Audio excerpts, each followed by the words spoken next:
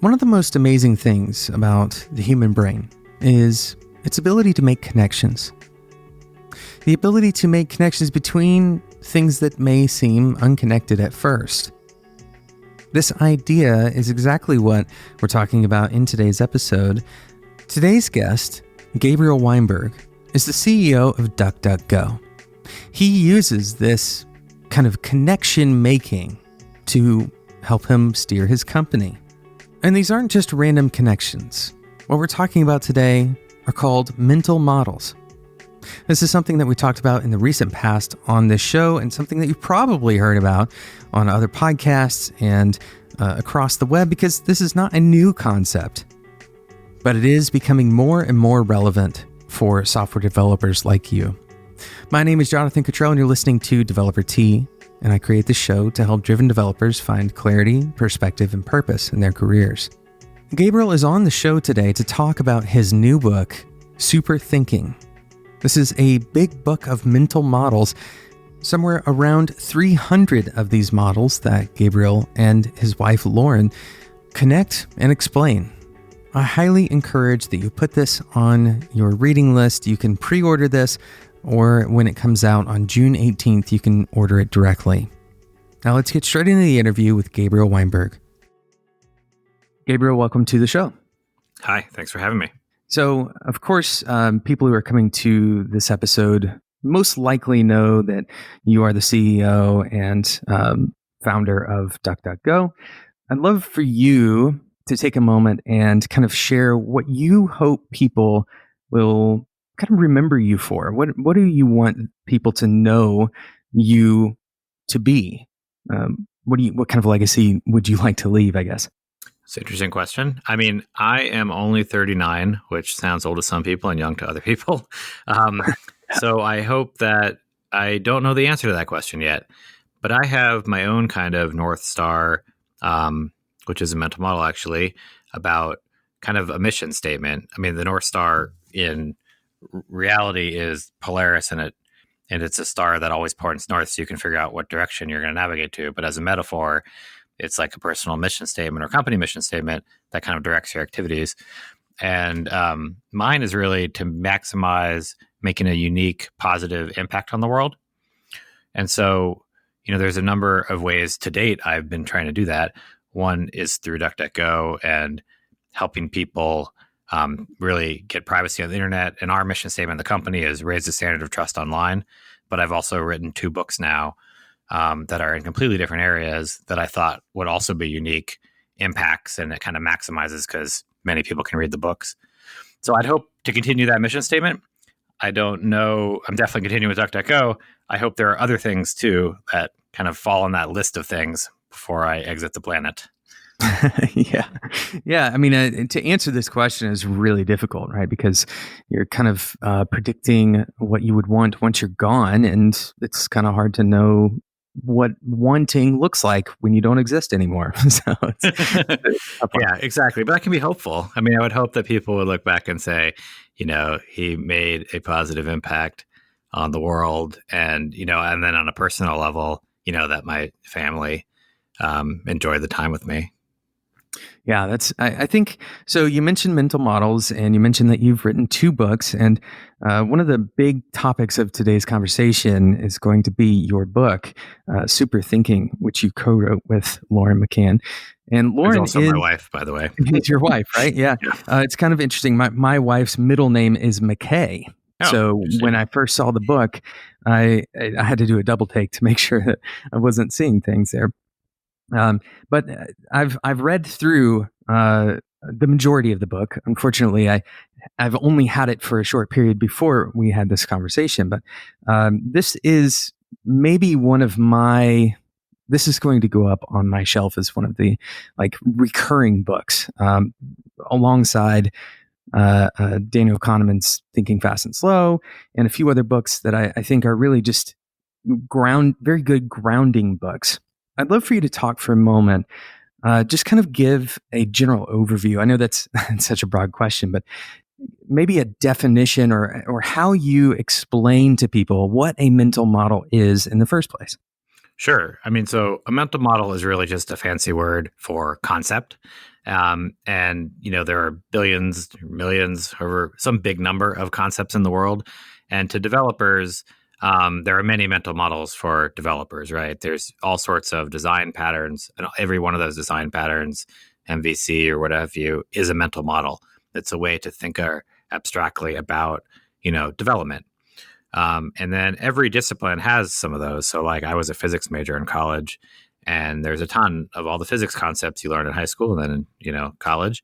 Now, some of those concepts, though, are special, and they're special because they're useful beyond the discipline at hand. And so, for example, in physics, there is a concept of critical mass, which is the mass you need to make a nuclear chain reaction. But that concept is very useful outside of physics because you can apply it, say, like to a product. If you're building a product and you think that product is a critical mass situation, that means that if you can get a certain number of users behind it or get a certain amount of data in it, you can unlock something different. And so if that applies, you can automatically think more strategically and kind of higher order thinking about that situation. Now, for developers, there are a bunch of mental models in development that are very useful outside of development. So that might be a good one to explain. For example, like technical debt. Developers are very familiar with technical debt. But that concept extends to like diversity debt inside a company or management debt or any other kind of debt where you need to pay that down later. And so the idea with super thinking is there's about 300 of these generally useful mental models for decision making. And if you can get a grasp about all of them and kind of have them in your head at any given time, when you're faced with a random problem, you can be an amazing problem solver and just better decision maker, both professionally and personally. And this is such a critical, I guess, meta concept since it's the concept of concepts. For developers and non-developers as well to grasp. I'd love to know, I know there's people who are listening to this episode right now who are thinking, okay, well, mental models, this idea of taking a concept-oriented approach, how can I even practice that? I'm told exactly what to do at my job. I'm given very clear specifications. I'm not in a decision-making position. So, I can imagine they're reaching for the pause button, or they're like closing the podcast app right now because they don't think that this applies. But I think you absolutely know that it does. And I'd love for you to speak to that for a moment.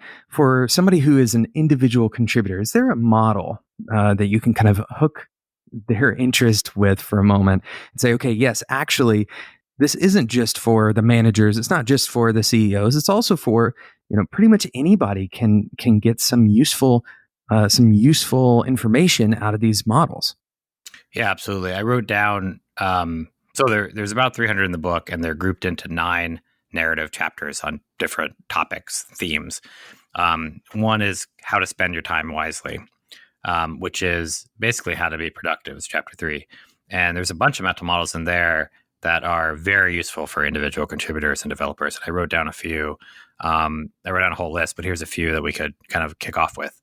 So the first, there's really a group of 3 that are all about the same concept: multitasking, which people have heard of, I'm sure, the top idea in your mind, and deep work. And the basic idea here is developers are trying to solve pretty difficult problems that don't have obvious solutions. And to do that, you really have to have some creativity. But the creative process, unfortunately, is not very linear. And if you just sit down and try to crank at a hard problem, you may not solve it. Oftentimes, it may come when you're taking a walk or in the shower, or you have that kind of creative breakthrough. Now, the top idea in your mind, that is a mental model to really describe a bit how your mind works, in that there's generally kind of one idea kicking around the back of your mind that you're thinking creatively about. And this relates to multitasking because humans are unfortunately we can't multitask, honestly. If you try to do 2 things at once, you're context switching between them. And that's also probably known to developers. If you go try to like read Reddit or something and come back, you got to start all over again. So you generally don't want to multitask. And you generally also want to have this one idea be the idea that you're trying to solve, so that when you're kicking around in the shower or walking around, that's the idea that you're solving. And then the third mental model that kind of works in there is this concept called deep work, based on another book by Cal Newport of the same name. And what it's saying is to really attack those creative problems, you also, and work through the solutions you may come up with in the shower, you really need dedicated amounts of time. You can't be interrupted by either meetings or other things. And you should block those out in your calendar to really have this notion of working deeply, deep work. And so if you bring those together, you want to think, what is the critical idea I'm trying to solve? You want to make sure that's kind of the top idea in your mind. Then you want to block out whole areas that you can do deep work. And within those areas, you want to cut down on multitasking and, shut off all your notifications and things like that so you're not distracted. So that's kind of that's one example. I'd love to give some more as well, but why don't we start there? Yeah. So I want to kind of zoom in on something that you mentioned here, because I think a lot of developers intuitively know that interruption is really detrimental to our work. I know that I can barely think if somebody's talking, 10 feet away from me. I can barely read a sentence. So I have a really hard time, and I think that's actually true for a lot of developers, not only reading, but also reasoning about something.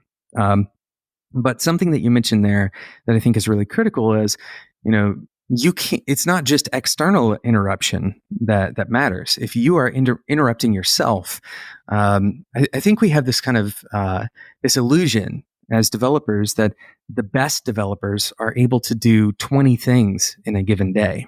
And they're able to hold all of this information in their head and, be an expert at all of those things simultaneously. And what you're calling out here, and I think it's really critical for developers and really everyone to grasp, and that is that your problem solving skills or whatever your creative output is, when it's divided, it doesn't get divided equally. There is a loss factor when you divide it. There's something missing because of those context switches. But I also like this idea that if you explicitly identify the top idea in your mind, then you have this new mechanism of being able to kind of explicitly say no to the other ideas. I think that's really critical.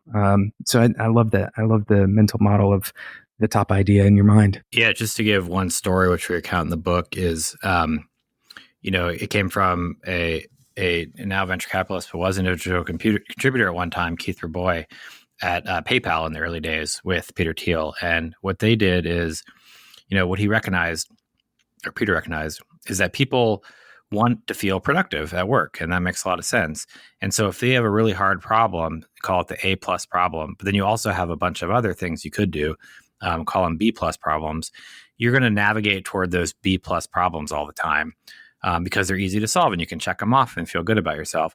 But if you do that, you're skipping that A+ problem, which would be more impactful to your work and the company.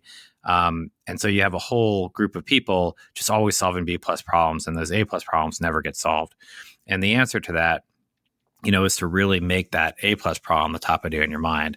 And now you mentioned you can do that as an individual contributor, as a leader in the company. I also try to do that for everybody. So we actually have a thread that we have every week called the top priorities thread, where everyone is explicitly listing what their top priority for the week is.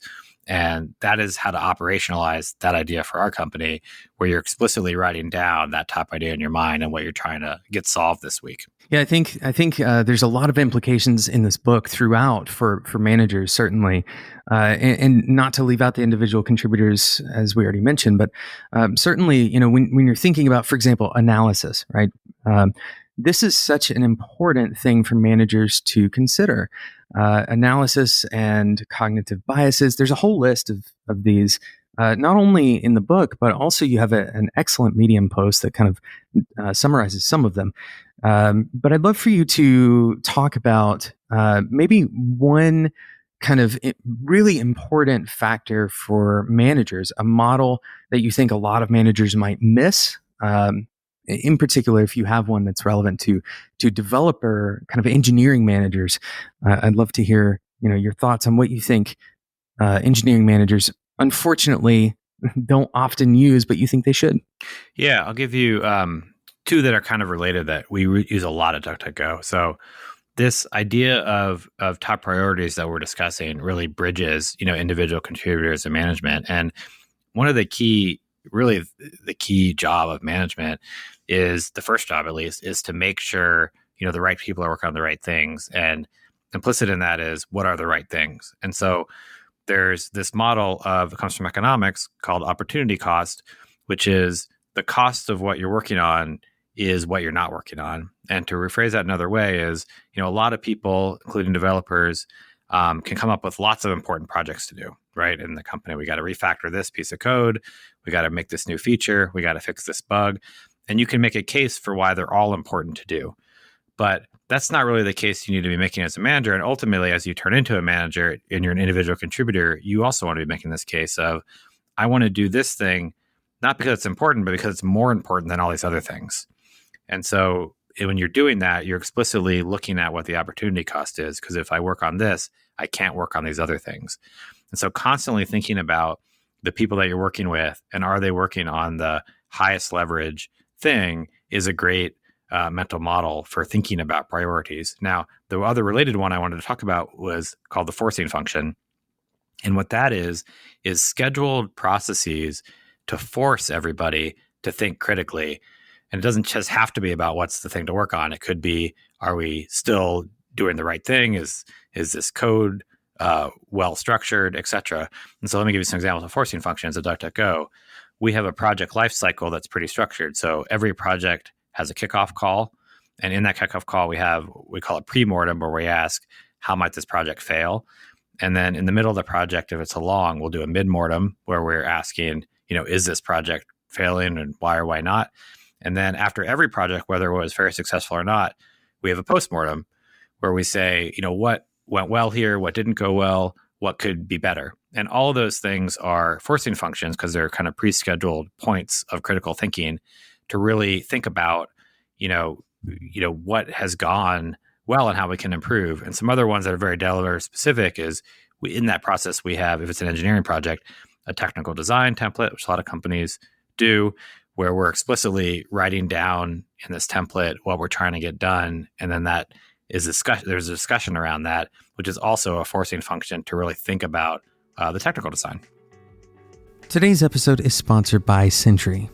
The models you use to debug your code are probably broken, or at least limited. Often we use the same kind of effort-based models to fix problems that are in production. And you probably have some of these. There's probably broken code that you don't know about that is hurting your customer base, it's hurting your users, and ultimately your bottom line. And the problem is, the only way that you're going to find out about it is if your customers tell you about it. This is a really bad recipe. So that's why Sentry decided to approach it from a different angle.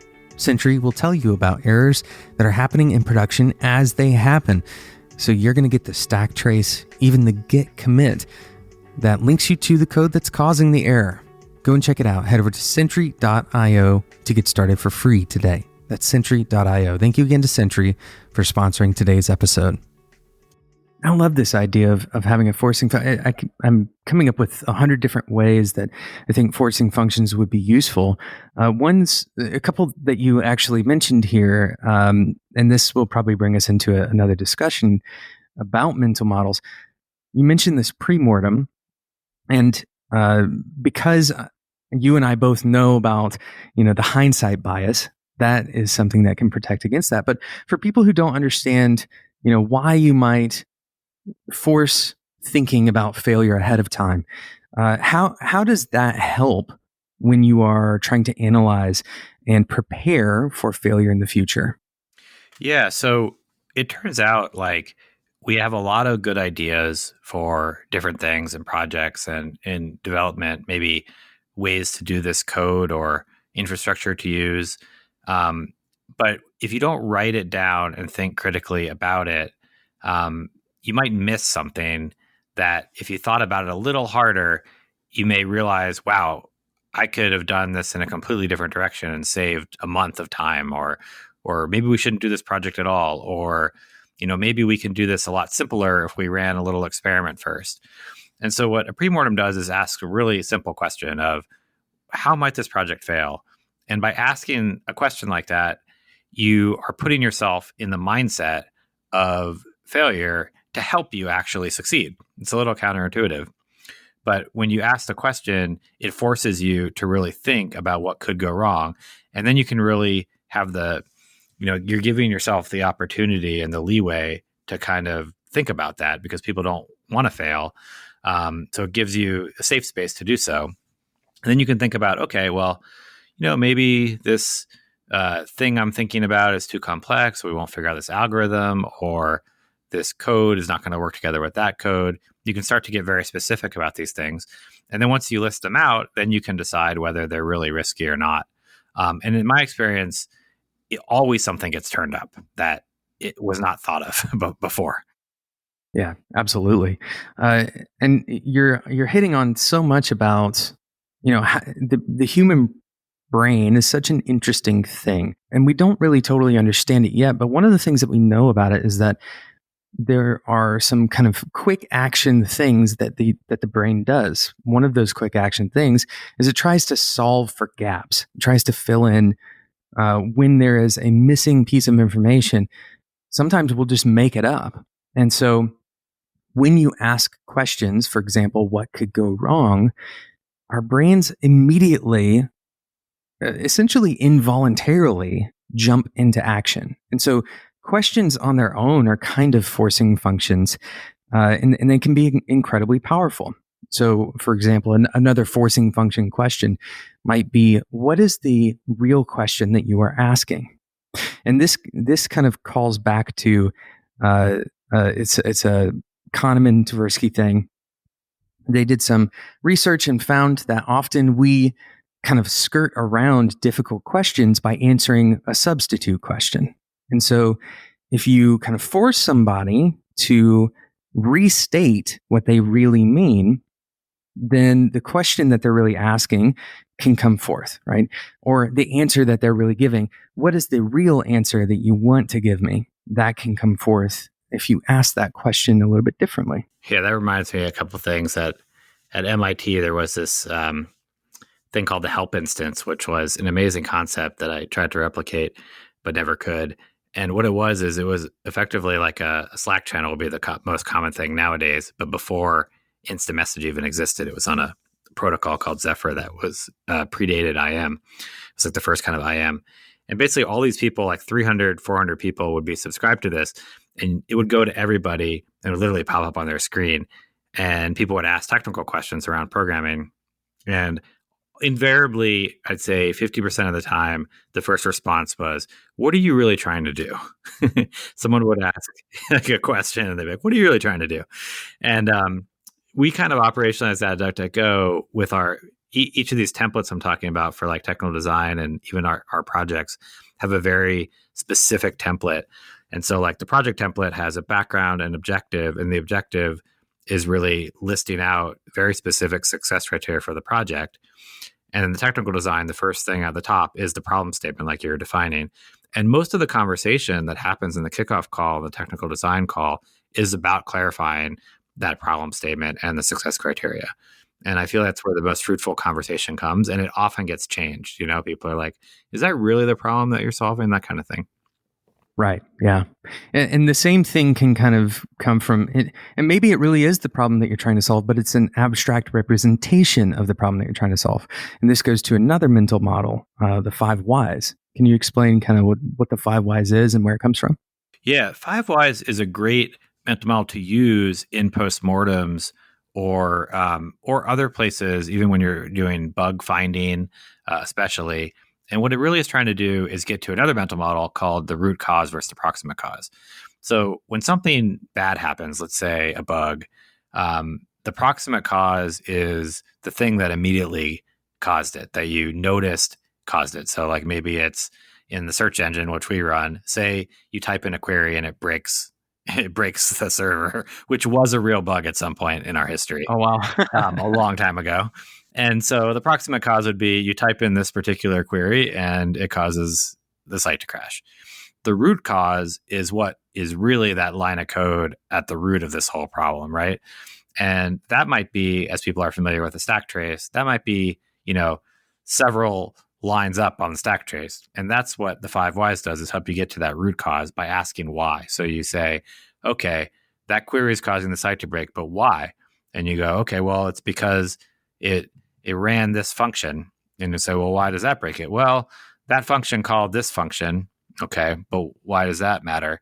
Well, that function ran this other line and called this data that used a regular expression that had an infinite backtrace, which is a real example, by the way. And so then you get to the end of it, and if you do it correctly, it doesn't have to be 5 questions; it could be more or less. But you get to the real root cause of the problem, and then once you know what the root cause is, then you can actually have a good fix.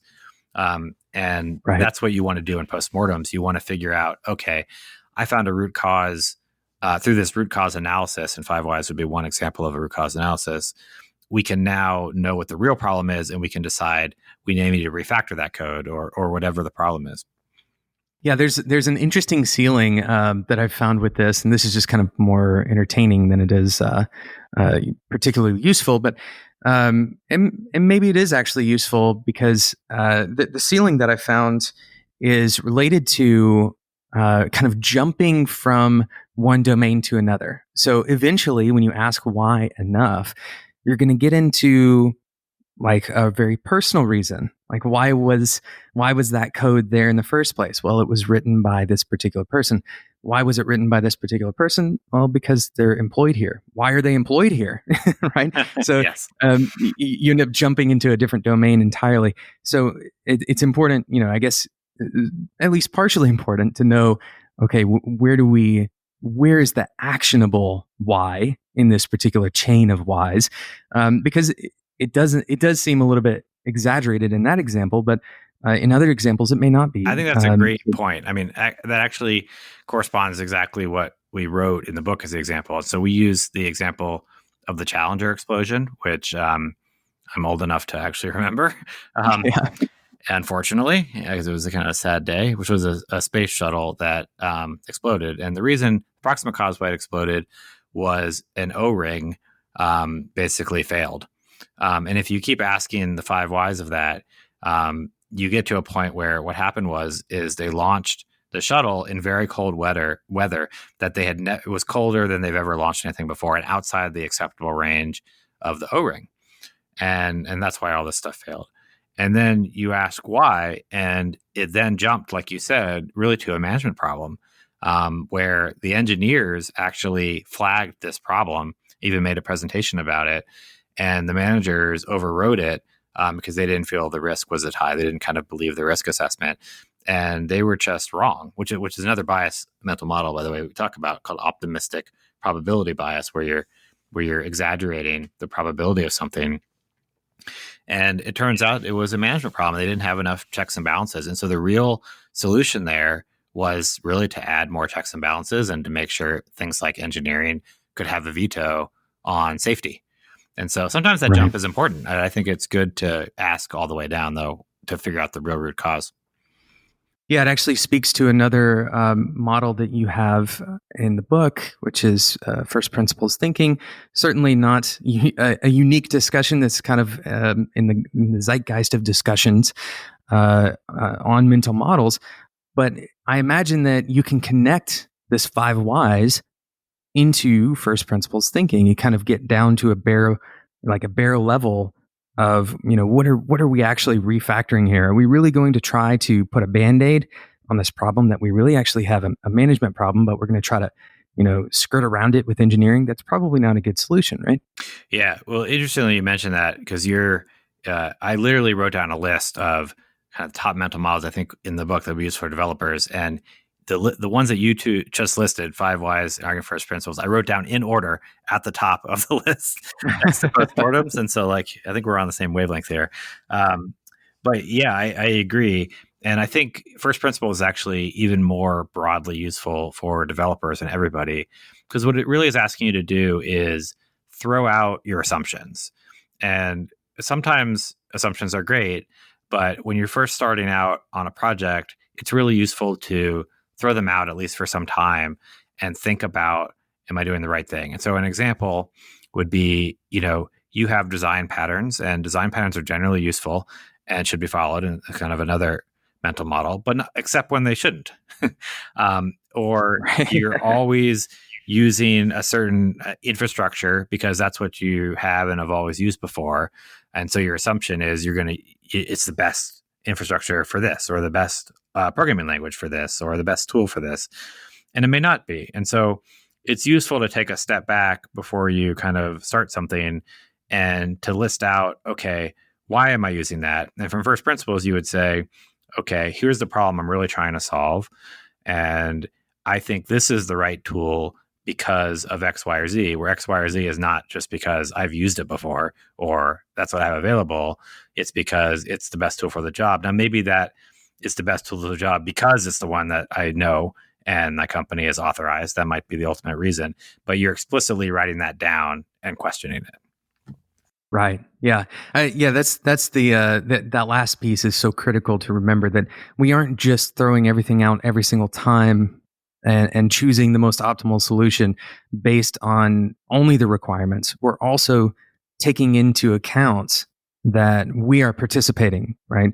And so based on all of the variables, not just based on, in a vacuum where I don't exist, where there is, some sufficiently talented developer that knows this tool to a reasonable proficiency level, right? That's not a realistic thing.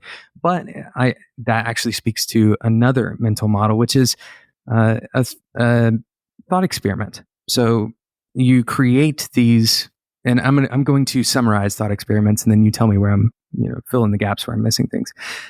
Create a situation that's not necessarily realistic, but it allows you to control the variables. And for example, you can say, okay, in this vacuum where, let's say, cost is not a factor. Well, you can actually simulate that. You can think about, if cost was no factor, and if we had this particular person who's proficient in this language, then we would choose framework X. Now we can adjust those variables and see how the outcomes might change. Yeah, that's exactly right. I mean, so it came from, people have done thought experiments probably forever, and but the real kind of popularity of it came from physics, and oftentimes in physics, like, there wasn't experiments you could even run. You couldn't write the code because it was about some theoretical concept that wasn't possible to experiment on yet. And so what people could do is do these thought experiments and try to think about it. So the most famous one is Schrodinger's cat from quantum physics, where I won't get into the quantum physics of it, but the basic idea is that you have this cat in a box, and it could be killed by a pellet of radiation, and you don't know whether it's randomly kind of happens, and you don't know whether it happens or not. And before you open the box, is the cat dead or alive? And it sounds like a open and shut case until you start thinking about it deeply, and it literally went on for decades and people arguing about it. But that's what the power of the thought experiment is. And we talked about earlier the pre-mortem, where you're asking why things can fail. That's an example of a thought experiment. But I really like your example of going to extremes, because that's what really can test the boundaries. It's kind of like testing code, but instead of writing the code and giving extreme values to test your functions, you're thinking about it ahead of time. And a lot of these things, like the pre-mortem and the force function, and they're all about effectively saving you a lot of time and energy, because you're thinking about these things before you're doing anything, right? Not that you have to do it always before, but you're using your mind as a tool, and without having to build everything. Yeah. And I like to think about all of these models, and there's so many more, and I'm sure you have a couple more that you'd like to go through. I like to think about all of them as kind of guardrails. They're not always necessarily diametrically opposed from each other, but one may guide you in a direction that another one may guide you away from.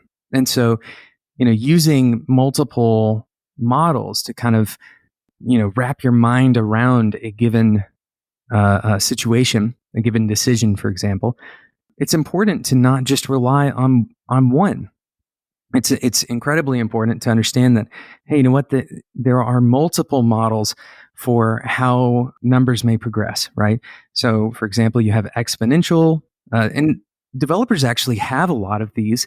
Most likely, especially those who are more formally trained, we have mental models for algorithms, right? We have Big O analysis is exactly that. We have these models of how complexity may cause a function, that the amount of time that a function takes based on a set, how that grows, right?